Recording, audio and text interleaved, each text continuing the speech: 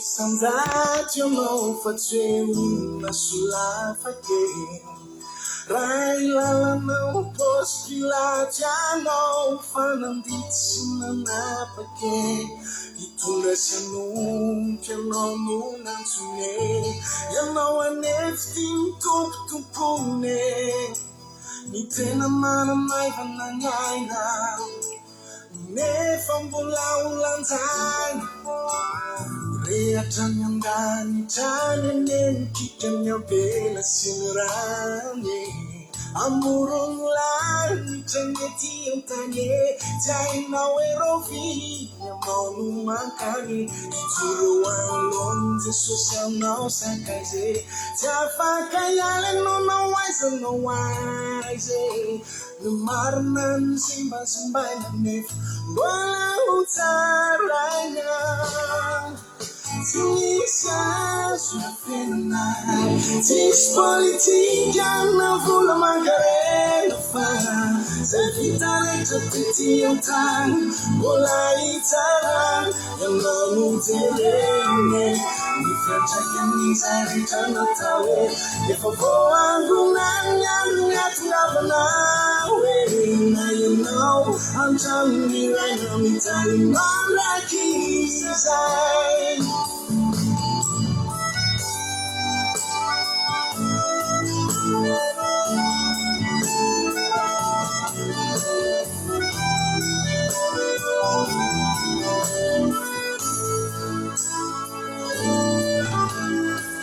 Sana ni fai na nem waitana no fitiava tene anti shambula lana na putuna fiva van na putuna firenene favo sura janza vadeje dayambani uwaven famba vakete na you know tunzana katana itira nangani.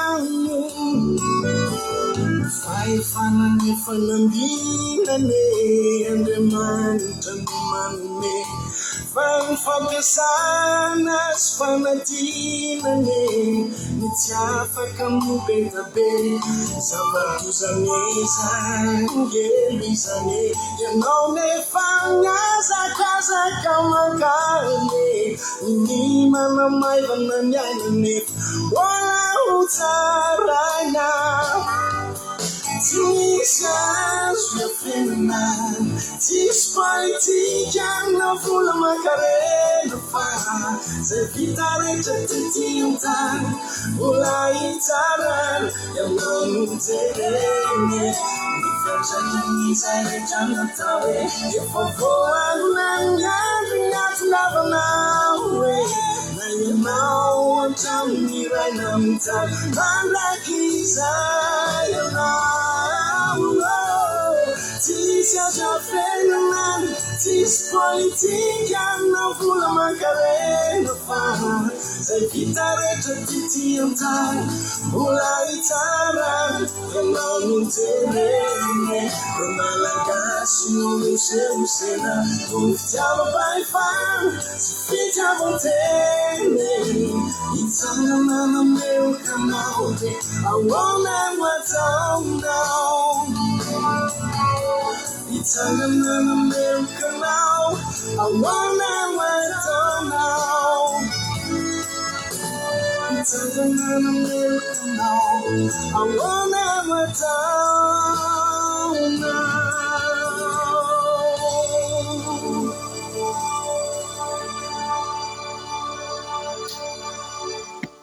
Finaritra aby ragnandria kory aby sika tratra ity zoma riva ty ndray fotoana fanomezantsika isan-kerinandro zay mba ifampitafatafatsika sy ifampidinidiniatsika mianakavy eto dinidinika ambany tafotrano moa ny atsika eto isaorantsika rejarasolon ray be tamin'izay ira mahafinaritra izay ary fony izay mbola niasa tamin'ny radio dia misy le atao hoe ira namelakafatra dia ao anatin'ny ira namelakafatra dia miteny foana ny mpanolotra ny ira hoe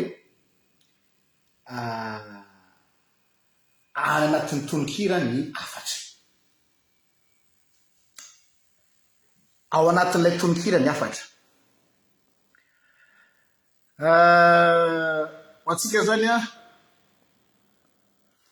raha niaino tsara n'lay hira teo dia hoe ireo malagasy osiosena ao noho ny fitiavana fahefanao izy na koa tsy misy takona tsy afenina zany hoe ny anjarantsika eto zany dia hiezaka mijery ny ao ambadiky ny miseho. Averiko tsara fa ny page RGL dia tsy page manao commentaire ny amina fait divers. Eto zany dia efa hifonako aminareo sahady fa tsy anao commentaire na fait divers. Nanao rehefa nametraka n'ilay message teto hoe zao no lohevitrytsika eto dia be dia be nareo tonga dia teny hoe le tao Mahamasina ahoana ny tao Mahamasina, marina fa misy ifandraisany amin'iny fa izao mitovy amina adala ihany tsika. Le adala zay keo zany le vendranao zay sikoto zay raha variana mijery an'ilay tanana manondro ny volana fa tsy ilay volana tondron'ilay tanana no hitatsika. Raha mbola tavelatsika zany amin'ilay ivelany amin'ny tranga teo Mahamasina iny a dia mbola isan'ny adala tsika.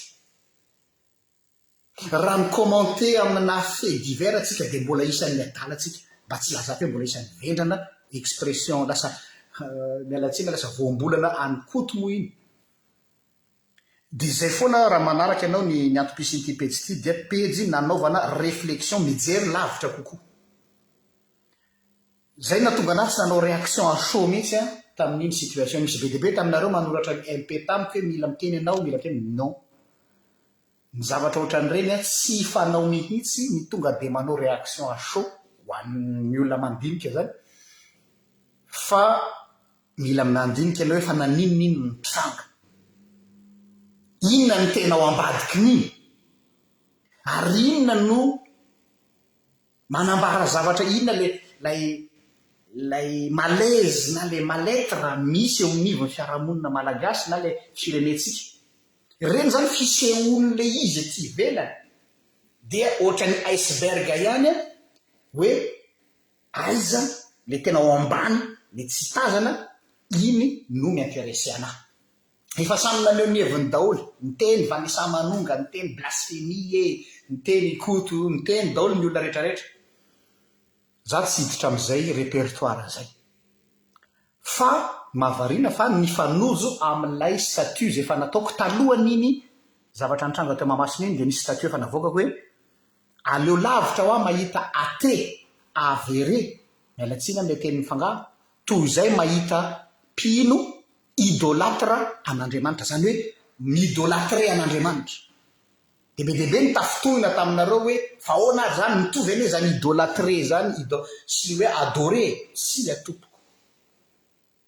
Ary ohatrany hoe nataon'Andriamanitra nolazaina mihitsy ny zavatra fa tena mifanojo tanteraka, ohatrany hoe tena amiko zany dia ohatrany hoe illustration lay hevitra tiako lazaina mihitsy iny zavatra niseho iny.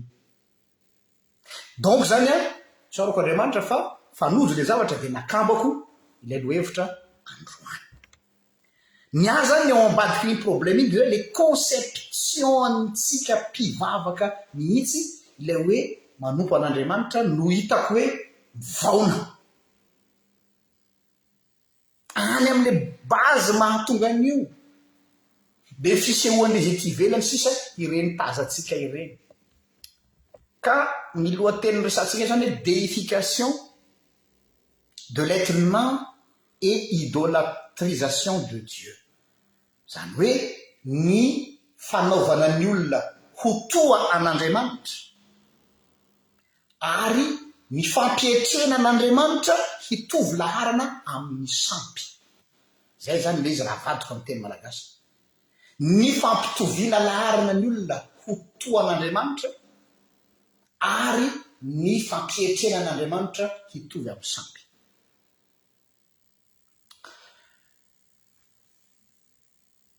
Ny anomboako foana isaky ny manao fandarana hoe inona ny antony nahatonga any safidy an'ity thème ty lohateny ity androany. Efa nilaza teo aminareo le izy. Efa niomana ny hanazava an'ilay statuako aho, efa lazaiko tanareo anio no nilatsaka tampoka iny raharamanga teny Mahamasina iny.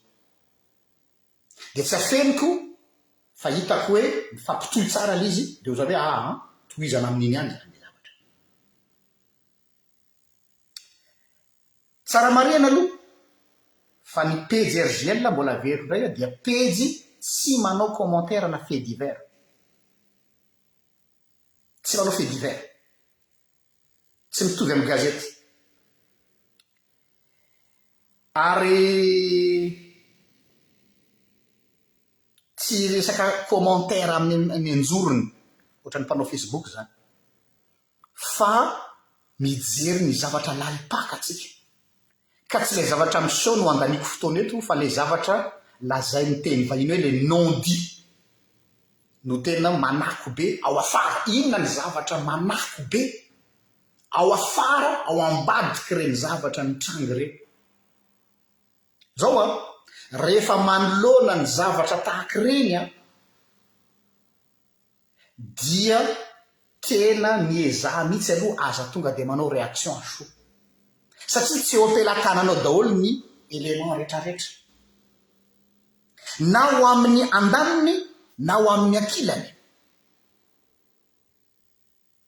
mamaky ny akabiazany faneho-kevitry ny olona tao amin'ny Facebook de ny zavatra hita de hoe mialatsiny amle teny fangaro bipolaire le débat ao zany ireo fan club mialatsiny aminareo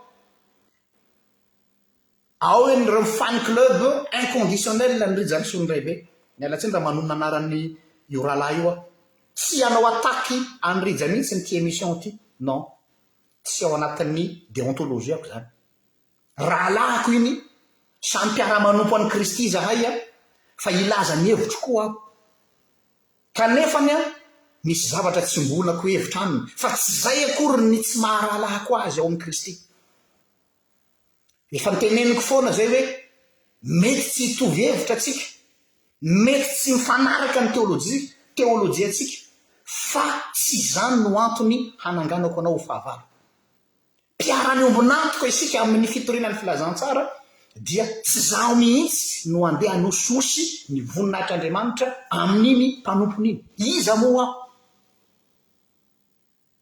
tahaka ny Davida teo alohan'ny Saoly efa teo ampelantanan'ny Saoly Davida zao ny ain'ny Saoly nefa de efa mifofo ny ainy de ozy ny miaramila io daroy efa mimeny Jehova anao ny ainy de ozy Davida tsy hikasika ny olom-baositra Jehova de indramiko iny teny Davida iny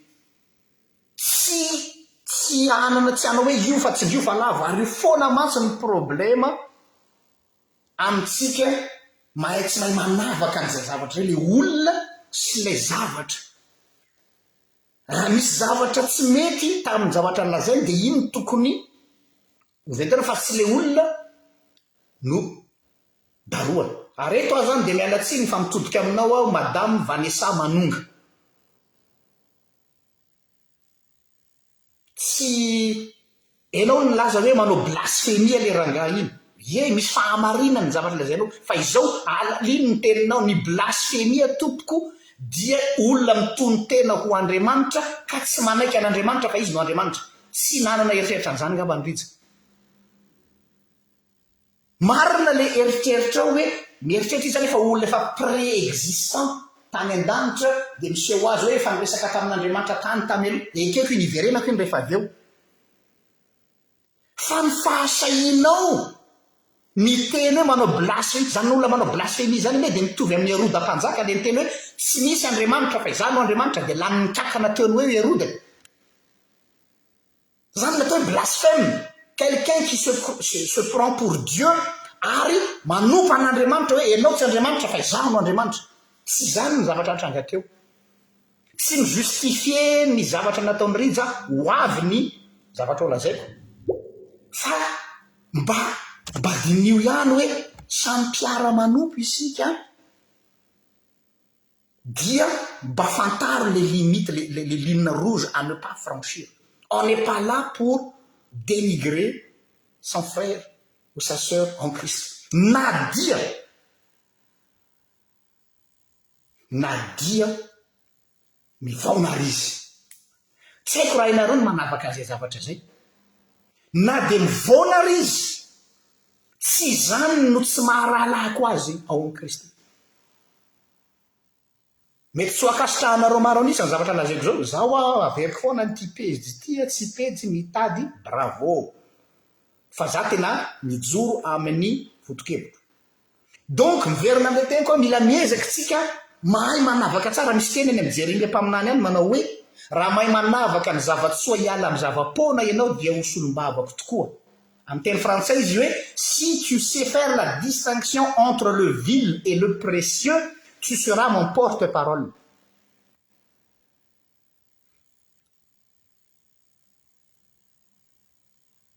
Tu seras mon porte-parole. Mila mahay manavaka an'izay tsika, fa tsy mandeha amin'ny fihetsepo fotsiny. Dia ao zany zareo fan club ny Rizarson Rebe dia tonga dia justifie daholo zavatra mitranga rehetra. Zay koa tsy mety satria l'extrême izy. Fa ny maso tsy tia dia efa tako ny fahakalana raha teo mazava ho azy. Dia ao amin'ireo faninandreo naifa, betsaka ny naifa ao, tsy mahita ny zavatra lazainy fa tonga dia hoe le fitiavana ny Rizarson Rebe ny azy no mibaiko azy, dia tonga dia tsy objectif mihitsy ny fijeriny fa subjectif. Subjectif. Miezaka zany tsika tsy mandeha amina perception na émotion. Miezaka tsika zany tsy mandeha amina fihetsepo fa mandeha amin'ny alors hitany hoe raison gara zay milazana azy. Fa ny vraie question mipetraka ato amiko rehefa nanaraka an'iny zavatra iny a dia ity: malahelo an'le ranahako iny aho satria zao ohatran'ny fahitako azy mety ho diso aho fa avereno amiko, ohatran'ny marionnette izy. Ny tena fanontaniana ato anatiko dia hoe en réalité qui utilise qui? Iza no mi-instrumentaliser an'iza, iza no mampiasa an'iza? Eo ny fanontaniako. Le ao ambadika zany, iza no mi-instrumentaliser an'iza ho amina tanjona inona? Izay ihany lecturako tamin'iny zavatra iny. Ary ny tena makarary ny foko, ny tena makarary ny foko dia ilay vahoaka an'Andriamanitra kely tsotra toy ny zaza lalaovin'ny olona tamin'iny zavatra iny. Iza no mi-instrumentaliser an'iza mba ho tonga amin'ny tanjona anankiray. Efa tonga zay mahatonga ilay miteny hoe eo amin'izay zany dia tena eto amin'izay tena ferma eto. Tafiditra tanteraka ilay teny amin'ny apokalypsy, tafiditra ao amin'ny tranon'Andriamanitra ny fahavetavetana.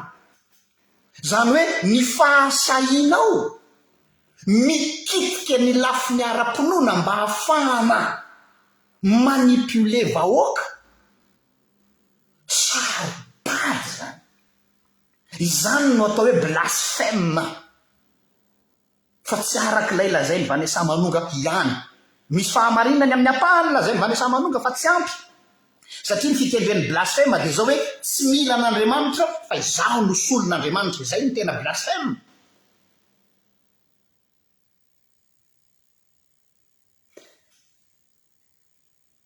Eo ny aho zany mamparary hoe ndry le vahoaka malagasy naif, ignorant, rombona Jesosy dia mirombo daholo.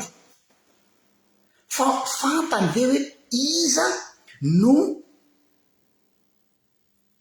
mampiasa an'iza ato amin'ity zavatra ity? Ary eo ny fahitako azy mifona aho, mety ho diso aho, zaho olombelona, ary zaho manaiky mireconnaître diso rehefa diso.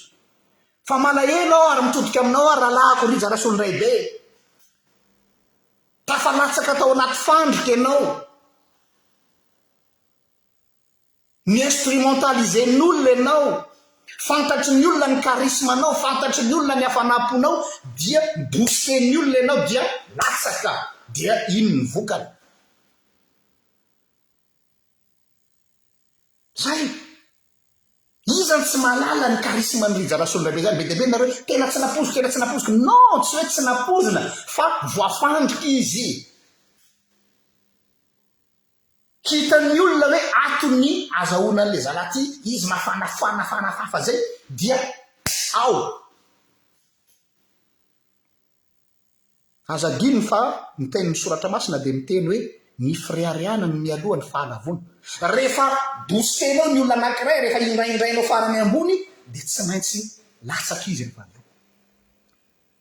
Ny azy zany ny fanontaniana mipetraka dia hoe iza ianareo manao zavatra tao ambadiky ny zavatra iny. Mampieritreritra le izy. Ho azavaiko le izy mba ho azonareo tiako atongavana. Tsy vao zao no misy ohatr'ireny ny zavatra misy, fa andaotsika hijery lavidavitra amin'ny aktualité irasam-pirenena amin'ny lafin'ny fivavahana sy fitondrana-panjakana. Ny zavatra tonga tao an-tsaiko avy hatrany vao nandeha iny zavatra iny dia tranga misy tany Brésil ary tany États-Unis. Le tany amin'ny Brésil tany amin'ny androny tamin'ny fifidianana ny Bolsonaro président ny Brésil, Bolsonaro président ny Brésil ary Trump. Jereo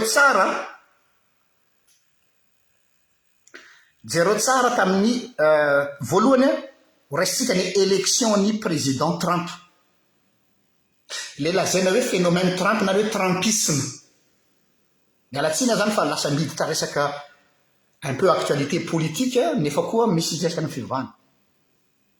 Raha nanaraka anareo tamin'ny présidence ny mandat ny Trump na isika malagasy aza dia be dia be satria isika olony fo dia be dia be tsika no tafiditra tao anatiny hoe irak'Andriamanitra Trump. Satria Trump contre an'izao contre an'ity dia irak'Andriamanitra izy. Satria zay no nivoiziny ireo tao ambadika. Asa raha fantatra hoe inona ny électorat nahalany an'i Trump. Ny électorat nahalany an'i Trump tompoko ho an'izay manaraka vaovao dia c'est l'Amérique profonde. Ivereno kely ny zavatra misy. C'est l'Amérique profonde no nifidy an'i Trump. L'Amérique profonde zany hoe lay masse populaire. Le olona sahirana manao nanana revanche contre ny olona atao hoe élite ny fiarahamonina. Fantatry Trump io besoin ny olo io dia jereo na ny discours ny aza dia hitanareo izy ny teny hoe fake news zao. Hainy Trump namadika ny information officielle ho lasa fake. Hainy ny exploiter an'izay colère ny vahoaka zay hisy retourne resaka politique io e dia ny exploiter n'izay zavatra zay dia tamin'ny andron'ny Trump tsy minontsony zay lazain'ny gazety mpanao gazety ny olona fa hoe andraso aloha jerena ny hevitry Trump zay vao validena natsia ny teny mpanao gazety. Tanareo zay Trump navita an'izany nanao hoe alainy ny baiboly dia mandalo izy ianao ve mivavaka dia mila asehonao mpanao gazety zany dia hivavaka dia asehotrao ny baibolinao fa calculer le izy satria l'Amérique profonde dia évangélique charismatique. Évangélique charismatique. Raha manao aloha zany ny sociologie ny mpifidy amin'ny Trump dia ny évangélique charismatique no nampakatra azy teo amin'ny fitondrana. Profony zany mbola tsy revolany, mbola tsy lany akory i Trump dia anisan'ny leader mpivavahana malaza nanao ny ataontsika hoe aona ny filazan'izany fanomezana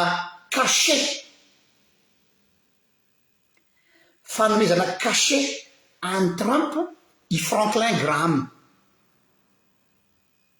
I Franklin Graham zanaky Billy Graham. Franklin Graham tadidio tsara zanaky Billy Graham. Fantatrareo ngamba zany Billy Graham zany. Zany Billy Graham zany tous les présidents des États-Unis dia teo ambanin'ny saokany Billy Graham daholo satria figure charismatique emblématique tany Amerika zany. noho izany vao mipotra Franklin Graham tao amin'ny Maison Blanche dia nametra tanana teo amin'ny 30 izy nahita niny maso mihitsy aho hoe ity ilay voafidin'Andriamanitra dia gaga hoe fa inona ty ataony Franklin Graham tsy zao mihitsy nataony Billy Graham reny za dia anisan'ny mpankafyany Billy Graham tiako ny boky nosoratany ity ozy ny voafidin'Andriamanitra ka izay manda azo ozy izy dia manda ny safidin'Andriamanitra mipasina izy aza maika ianao ry feny le hoe mandany LGBTQ+ stratégie zany fa tsy fantatra ao ny tena conviction any ny langage politique langage diplomatique sy conviction intérieure satria tsy maintsy misadresse anao amin'ny électoranao amin'ny mandanao izy ny voafidy tanao anisany anatin'le olona tombe anatin'le piège koa ianao fa izy tena milaza aminao fa tena aki amin'le cause ny fivavahana marina izy fa ainy manipuler an'le vahoaka tao anatin'ny na resaka hoe mouvement charismatique satria io no Amérique profonde ary aza diny fa l'Amérique profonde no napakatra ny Trump teo amin'ny fitondrana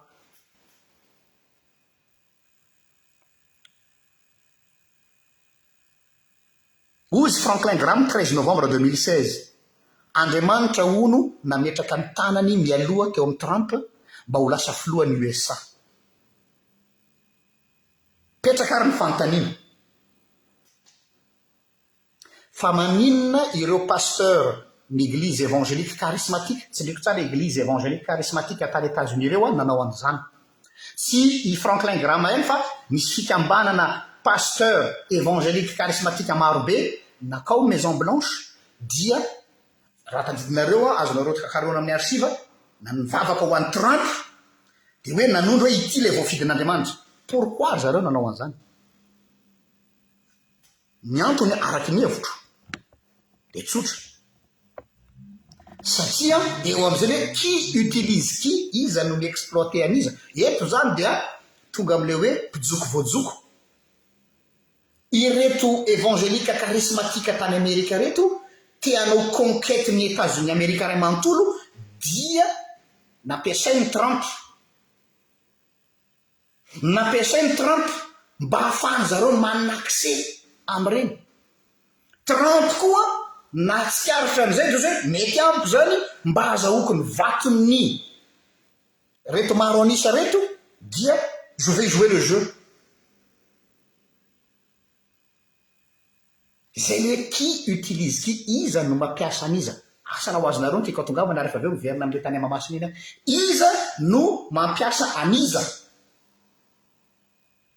iza no mampiasa an'iza ao ambadika redatra avela koa aloha ny kany Trump ary discours ny Trump discours populiste mifanaraka amin'ilay l'Amérique ary l'Amérique les États-Unis d'Amérique azadiny fa c'est un pays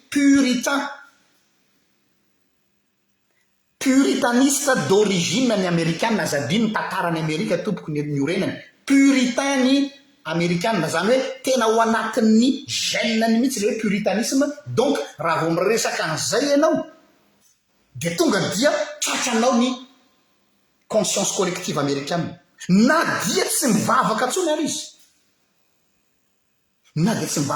izy tsy fantatsika matsy zany réalité zany any Madagasikara any amintsika matsy atsika société religieuse fa en Amérique le puritanisme ça fait partie de la culture américaine mihitsy zany hoe tena ancré ao aminy ary iny culture iny rehefa iny ny kitian'ny mpanao politika dia azo izy ka faharoa Bolsonaro tany a Brésil Bolsonaro il a calculé son coût nanao ina ny kohany Bolsonaro mba hafahany tonga amin'ny fitondrana dia efa nomany ny kohany nangataka izy atao batisa tamin'ny alalan'ireo fiangonana charismatique reo mbola veriko ndray satria ny charismatique no maro anisa any amin'ny favelas any Brésil ary ny quartier populaire dia ny favelas ary reo dia ny évangélique charismatique no majoritaire dia nangataka an'ireo pasteur an'ireo olona reo izy ataovy batisa ao izy ary nanaovana batisa azy tsy tany Brésil fa natao batisa tany amin'ny renirano Jordan. Jereo nareo fa tout est bien calculé millimètre près. Azahoana ny fony olona zay le hoe rehefa amin'ny politika mialatsiny za tsy nanao science politique fa ny politique am'izao andro zao dia on joue sur l'émotion, le pathos aux grec. Io no fond de propagande mora azahoana ny olona, tsy ny t-shirt, tsy ny casquette, tsy ny vary fa ny fihetseham-po. Rehefa azonao any amin'ny fon'ny olona, rehefa azonao any amin'ny émotion ny olona, tsy azonao akisoka izy na inona ataonao azy eo satria any amin'ny folona izy. Inona ataon'ny Bolsonaro nentina natao batisa tany Jordan dia tamin'io andro io dia nifanaiky Bolsonaro sy ny église évangélique charismatique rehetra tany Brésil fa raha lasa ianao dia kisinday. Inona ny zavatra misy amin'izao fotoan'izao amin'ny andron'ny Bolsonaro? Ny ministre de la population na ministre de la famille dia pasteur tao amin'ireo olona reo no napetraky Bolsonaro. Na dia tsy compétente amin'le poste ary le pasteur dia satria zay no nifanarahana tao amin'ny Jordan tamin'ny nanaovana batisa azy. Ne soyons pas naïfs. Fa tsy zay miseho hitanareo amin'ny vaovao no marina fa zay ao ambadika ny rideau. Dia ataoko parallèle am'izay le izy ilay sujet tia ny koto indrindra ka amelezan'ny koto atsika fa io tsy fantatry koto hoe sy ny manipulation ataon'ny olona ne no mahatonga ny fivavahana ho ratsy fa ny manipulation ataon'ny olona no ratsy, ny olona nefa ratsy fa tsy le fivavahana. Dia andao tsika ampifandray zany amin'ny tantaran'ny kristianisme tamin'ny andron'ny Constantin. Tamin'ny andron'ny Constantin nenjehana aloha talohan'ny Constantin nenjehana ny kristianina mazava ho azy.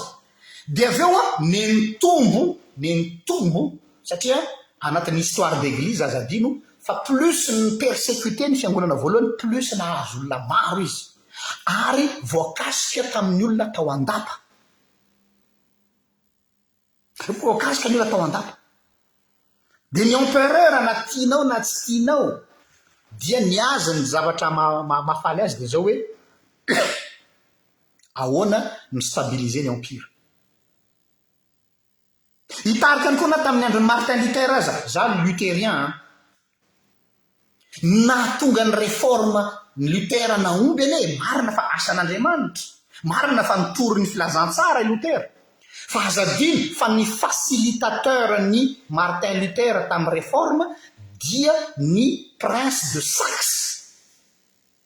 Le prince de Saxe nitsangana daholo ny prince tany Allemagne niaro an'ny Luther. Tsy hoe no ny fitiavana ny Luther azafady raha nandry Lutheranina ho azy miteny eto dia milaza ny tenako aho.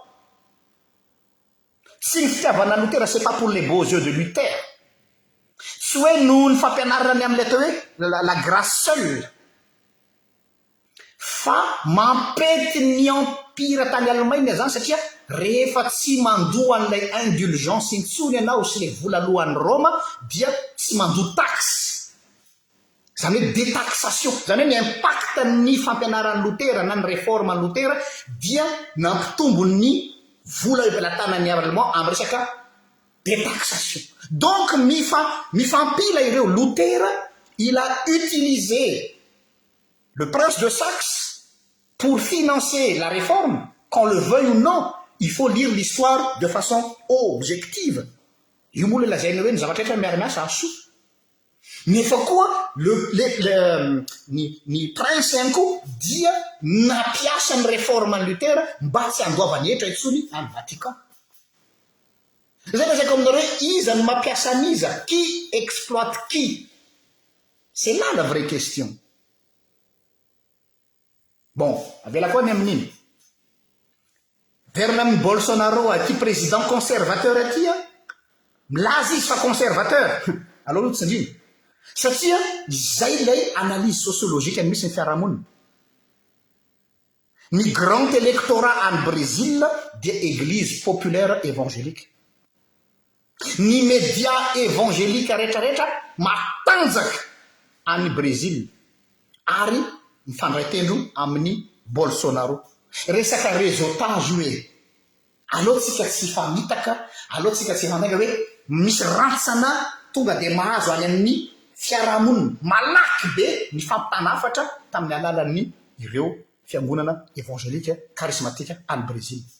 Satria ny église jereo nareo tsara nge inona ny fiangonana misy anareo.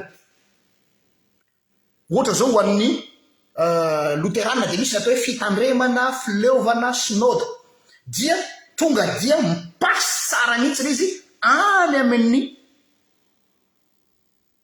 base,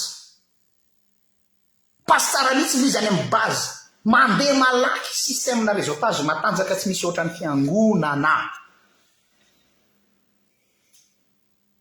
Io le miteneniko teo hoe indrisy ry vahoaka malagasy, lalaovin'ny olona ianao,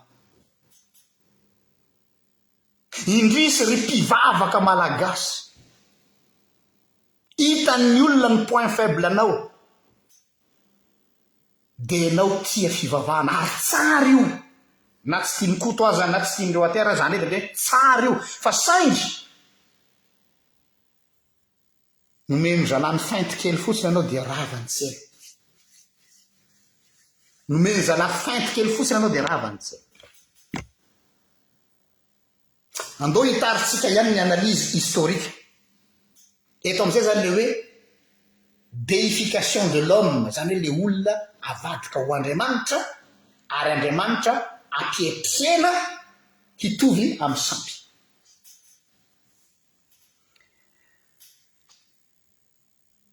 Ny superpuissance nisy rehetrarehetra hatramin'izay nandritra ny civilisation nisy teto ambony tany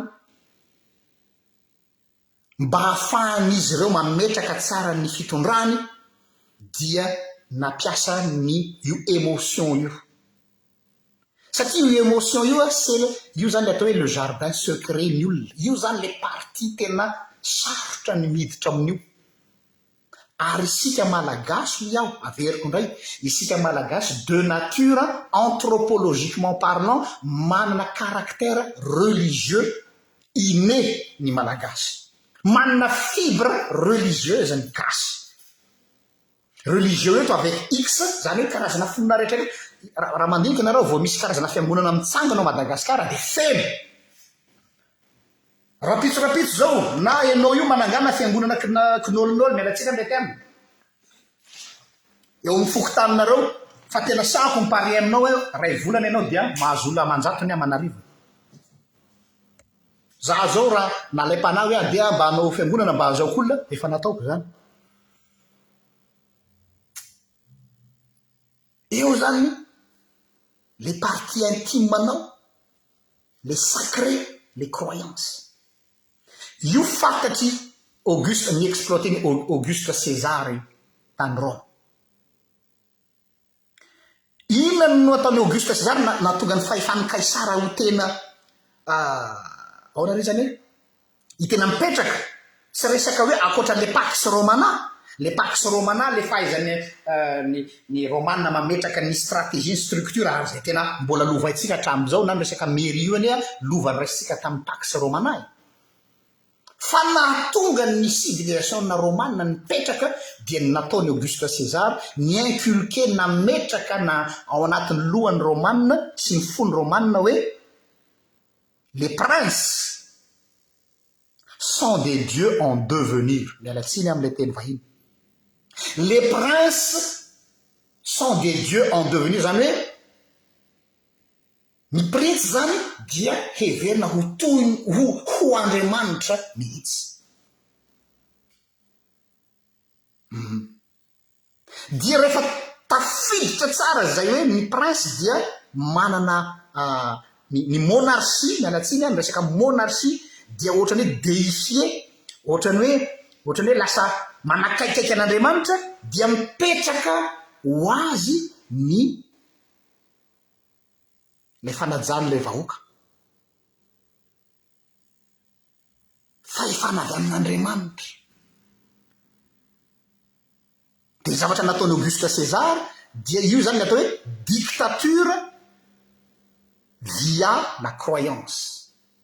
Tsy dictature sauvage, tsy dictature ankeriny fa dictature amina croyance. Rehefa tafapetraky Auguste César tsara hoe manana profil divin zany César zany, vita ho azy ny kabary, vita ho azy. Ary tsy asa raha fantatrao eo, inona moa nahatonga an' Jesosy ny teny tamin'ny fariseo le hoe ekena ve ny andoavana hetra ho an'ny Kaisara satsia, de misy tenin' Jesosy tao hoe omeo an'ny Kaisara izay an'ny Kaisara ary omeo an'Andriamanitra izay an'Andriamanitra. Asa raha azonareo ny dikan'iny teny iny. Jesosy manao ironie na manao allusion ny tena ambadiky le hoe Kaisara. De ozy Jesosy alohany ny tenena n'io phrase io hoe omeo an'ny Kaisara izay an'ny Kaisara, omeo sary ao izy, omeo sary, omeo ina moa izy ty, omeo farantsa monnaie romane ao izy, de nalainy le monnaie romane. Ina ozy ny sary hitanareo eto? De hoe sarin'ny Kaisara. De omeo an'ny Kaisara zay an'ny Kaisara zany hoe le image an'ny Kaisara, an'ny Kaisara. Ary omeo an'Andriamanitra zay image n'Andriamanitra zay le izy. Arao tsara le texte, averiko tsara le texte tamin'ny andro an'i Jesosy iny. Rehefa niteny Jesosy hoe omeo an'ny Kaisara zay an'ny Kaisara, tsika masy tonga de manao ny hoe interprétation tateorina zany de hoe omeo an'ny Kaisara zay an'ny Kaisara zany hoe mandoetra, manao ny asa ma-civil, oui.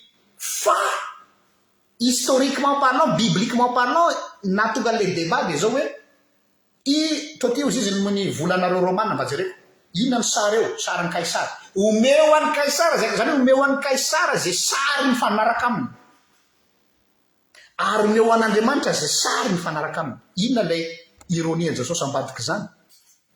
Apetrao amin'ny toerana tandrify azy, apetrao amin'ny toerana sahaza azy Kaisara. Kaisara il se prend pour Dieu, ary rehefa il se prend pour Dieu dia maninona? Manonao foana. Apetrao amin'ny toerany Kaisara izay sary tokony tandrify azy zay, fa tsy Andriamanitra. Nefa ny le César lasa hoe Andriamanitra ny ao ambadika. En d'autres termes zany de zao hoe mba ahafahana milégitimer monarchie anankiray dia il faut une bonne dose de croyance. Mba ahafahana milégitimer monarchie de mila any amin'ny croyance no atao matanjaka. Ary c'est pas pour rien ni révolution française. Ny révolution française, ny zavatra voalohany nataon'ny frantsay rehefa nandeha ny révolution française de naninona? Nandrava ny fiangonana.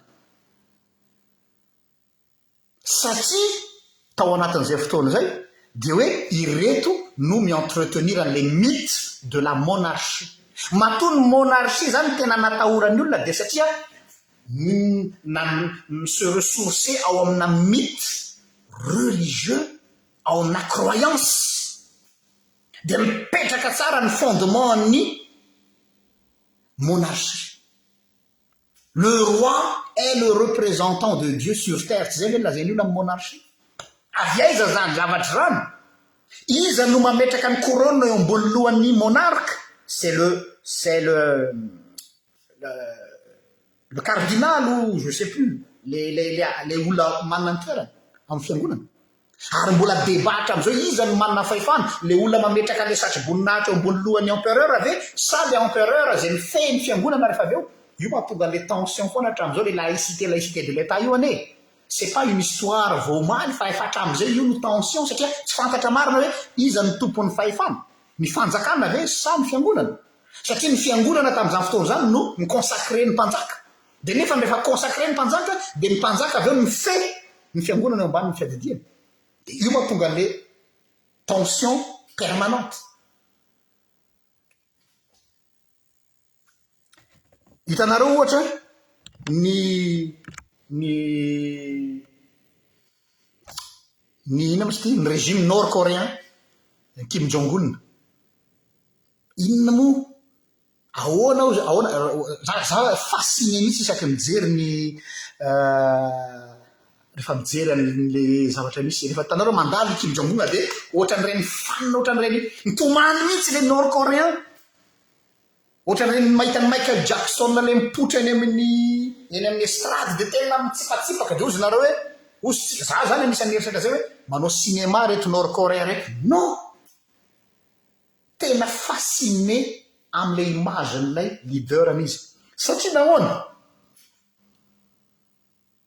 midivinisena io famille Kim Jong-un io hitanareo le statue ngezabe ny dadany Kim Jong-un sy Kim Jong-il ary izy telo nataony ohatra ary zareo tsara statue anankitelo no mipetraka ao Corée du Nord dia tena mifaninana mihitsy amin'ny trinité c'est un peu la trinité coréenne figure divine ah oui figure divine c'est pas tsy par hasard nanaovana an'ireny ary ny touriste renao zao raha manao tourisme any Corée du Nord de tsy maintsy miakohoka eo alohan'ilay sarivongana izay no fomba nametrahana ny régime tsy mihozongozona eto zany anao fanamarena am'izay satria nareo niteny hoe ahoana laïcité de l'état ny vraie notion de laïcité de l'état zaho raha manatombotsoa zafinandro Jean-Luc pastora dia défenseur farouche ny atao hoe vraie laïcité lazaiko tsara hoe ny vraie laïcité tsy hoe ny fampisarahana ny fivavahana sy ny fiangonana loatra fa tena hoe satria ny problème tsy ny fanjakana tady instrumentaliser ny fiangonana ary ny fiangonana mitady instrumentaliser ny fanjakana aza mena tsiny fotsiny ny fanjakana hoe ny fanjakana tady ampiasa fiangonana fa ny fiangonana koa izy mitomany hoe laïcité de laïcité de nefa izy ara te fe an'le fanjakana koa donc zany de deux côtés le misy problème fa tsy hoe avy any amin'ny fanjakana ihany de deux côtés raha tsy tena matanjaka tsara le hoe république raha vo tsy laïque ny république de midériva enjanabe hitanareo tsara mitranga any Iran reny rehefa miteny ny guide etrefa ny guide spirituel no ambony noho ny président ny Iran sy ny premier ministre raha vo tsy matanjaka tsara ny frontière ny mise en séparation de l'état sy ny religion micréer dégâts grave io ary vice versa ny religion dominante lasa misy te hametraka hoe zahay no religion dominante ary io no problème ianatsika Madagasikara zany misy antoko-pivavahana tehiteny hoe zahay no dominante ary eto ao de ho voatorabato ny fiangonana lehibe fa iza moa ianareo no miteny hoe zahay fiangonana lehibe no dominant a Madagasikara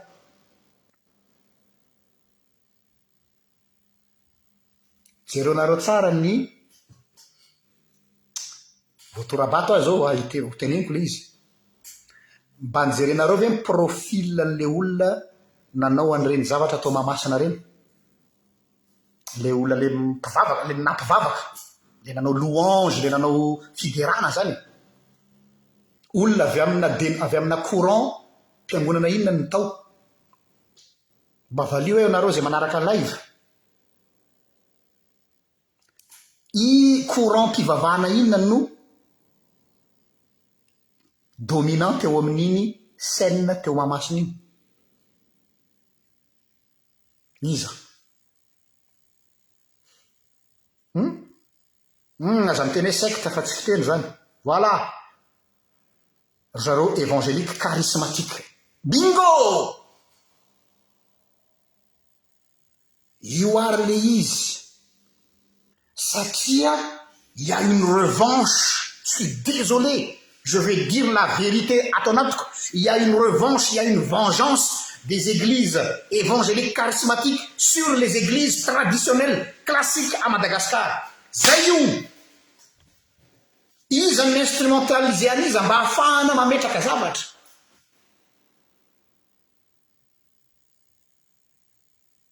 Efa nanao vidéo ateto elabe tsy maminany sao de sy teny hoe pasteur Jean-Luc maminany. Ho avy ho an'ny fotoana tsy ho dominantsony ny FFKM. Nanompanany akamaroan'ny olona nanaraka ny teziko tamin'izay fotoana zay hoe any aminareo any an-dafy zany tsy isy aty Madagasikara zany. Io ary izy io. Io ary izy io. Tsy toteny intsony ho anareo fiangonam-dehibe. Efa mipetraka même niveau zao tsika, ataoko hoe tsika. Efa revy taloha zany nostalgie taloha zany. Zany hoe FFKM zany dominant aza mandrevy tsony anareo amin'ny fiangonan-dehibe. Zaho raha manatombotso Jean-Luc dia mipotra avy ao amin'ny fiangonan-dehibe. Ary mipetraka tsara amin'izao fotoana zao hoe miakatra, dia tena miakatra zareo évangélika charismatique. Satria mitovy tsisy valaka amin'ilay mitranga any Brésil, mitovy tsisy valaka mitranga any États-Unis, l'Amérique profonde, le Malgache profond zany rehefa ataonao ny mba te ahita hoe ny staty moa tsy manao an'izany fa izy re mba branche anankiray eo Madagasikara afaka anao analyse sociologique ny mponina ao Madagasikara. Fa za tena miteny aminareo fa majoritaire ny évangélique charismatique amin'izao.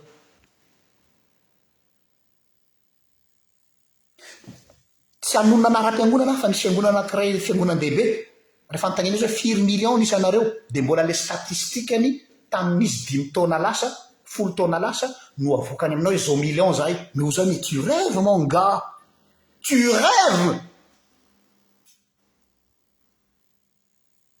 Andao ho anao recensement ho hitanao fa tsy zany intsony ny structure sociologique ny mpivavaka ao Madagasikara.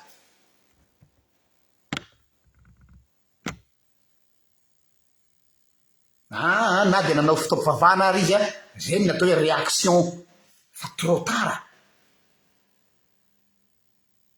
Fa hitanao mihitsy hoe misy choc entre na fiovana, misy tournant lehibe ao Madagasikara amin'izao fotoana zao. Ary les églises évangéliques charismatiques prennent le dessus, pour ne pas dire la revanche. Satria mitsakitsahana foana io. Natao hoe secte dia aveo takeorina moa rehefa hita hoe ny maro zareo dia natao fiangonana zandriny hoe za aloha tsy anisady miteny hoe secte na zandriny ny atsaniny aho. Fa za manao constat nya sociologie de religion no ataoko eto, sociologie religieuse. Hiditra amin'ilay lohateny amin'izay hoe satria inona ny problème amin'io? Ito le terme que tu le déification de l'homme et idolâtrisation de Dieu. Mifamatotra reo loha hevitra reo satria nahoana? Lasa ny olona no Andriamanitra mibaiko an'Andriamanitra. Ary lay Andriamanitra zay lazainy fa Andriamanitra tompony no lasa piasany.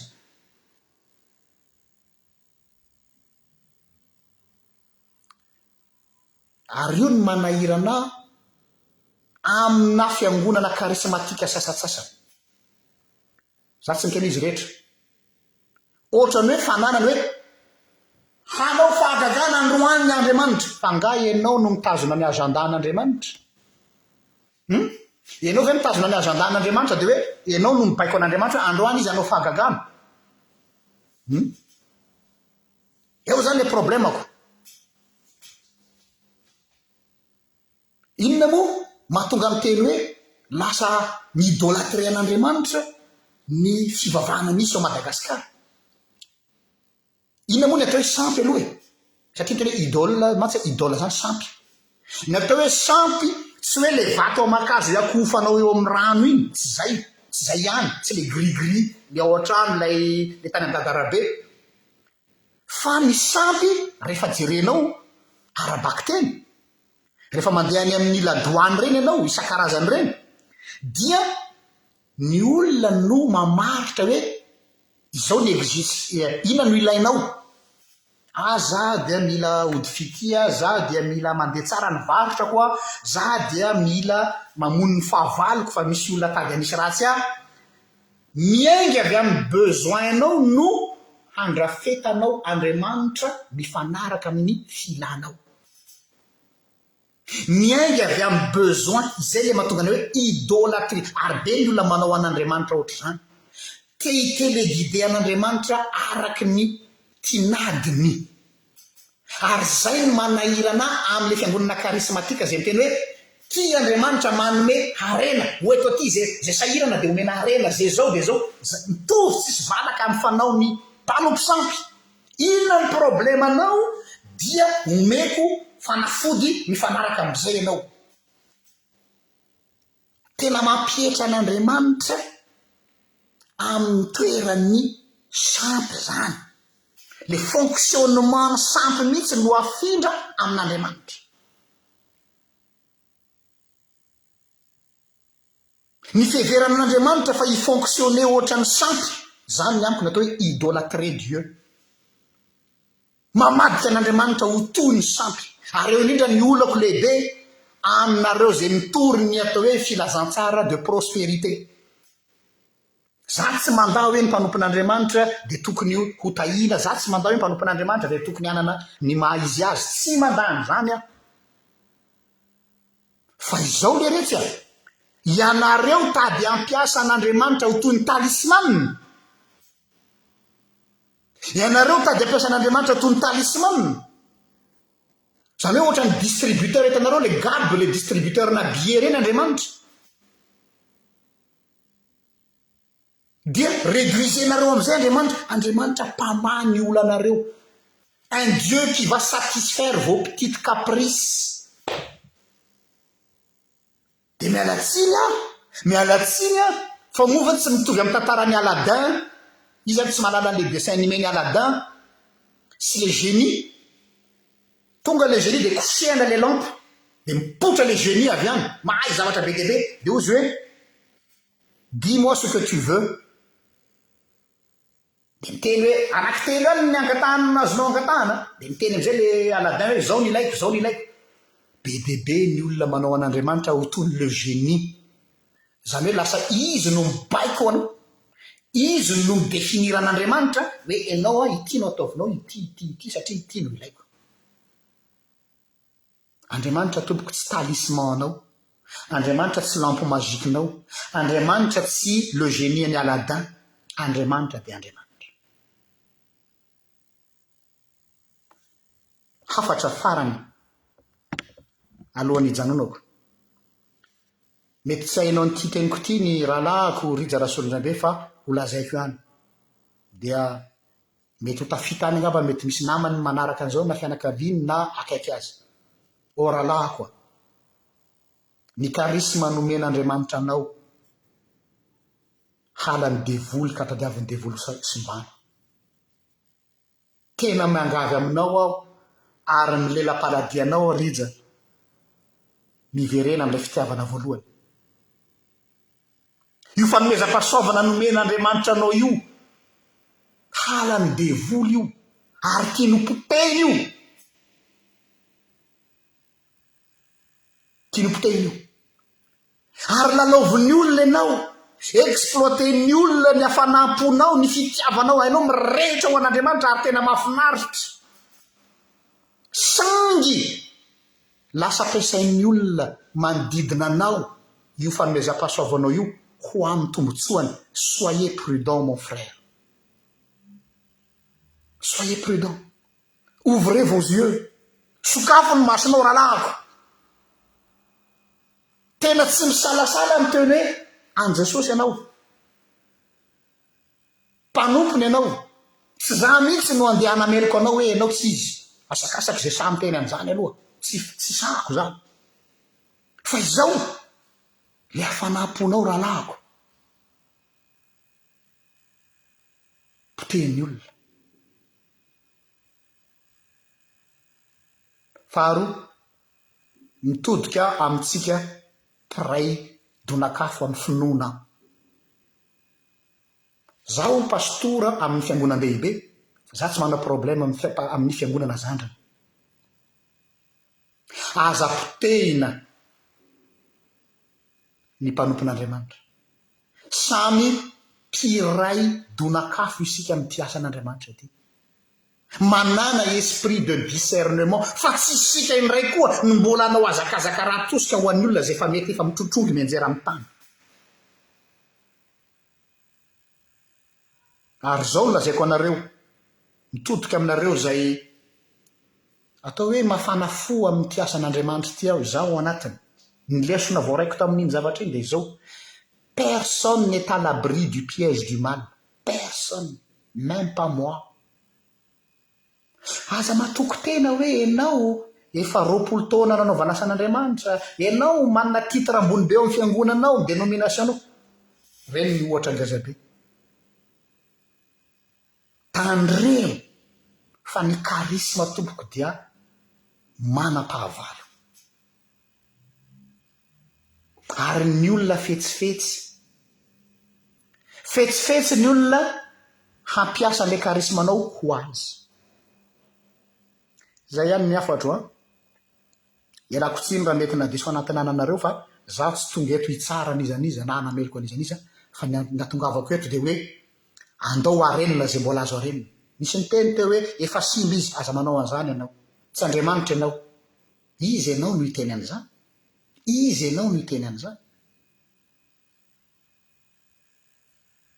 Andriamanitra mahalala ny azy. Ary aza adiny koa ny teny eo amin'ny filazantsarany Jaona, rehefa tia ny azy hatramin'ny voalohany izy dia tia ny azy hatramin'ny farany. Zay tia ny azy hatramin'ny voalohany dia tia ny azy hatramin'ny farany. Ka ho antsika mpitoro ny filazantsara, ekeko hoe ilaina ny apologetika moa filazantsika azy, ilaina ny hoe arovana ny fampianarana marina. D'accord, fa ny fampianarana marina no arovana dia tsy midika koa zany, tsy excuse zany, tsy motif zany hidaroanao ny rahalanao. Tsy excuse zany hidaroanao ny rahalanao.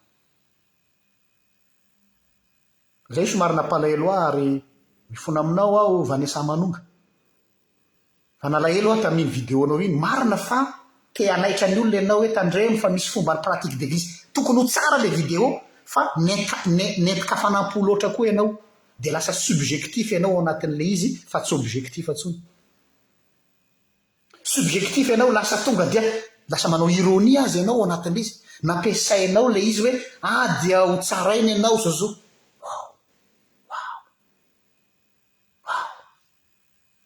Pitié, tsy tsika koa ngamba ny mbola hidina ambany be ohatr'izany.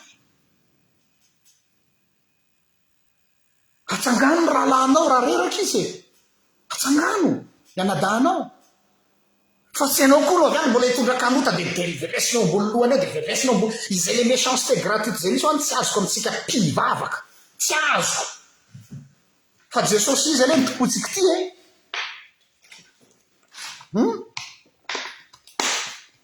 Jesosy izy.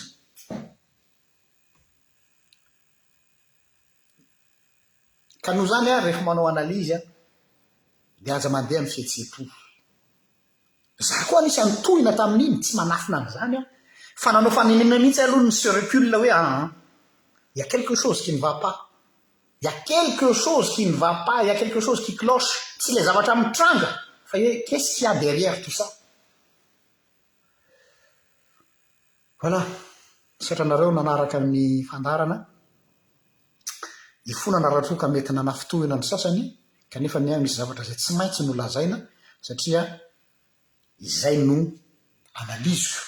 Mety tsy marina, za tsy manana ny vérité absolue, mba analiziko tsotsotra eny zay. Dia mirary soa antsika rehetra, samy tahin'Andriamanitra mame fotoananao amin'ny herin'ny iray raha toka sitrapon'Andriamanitra. Ela madoko.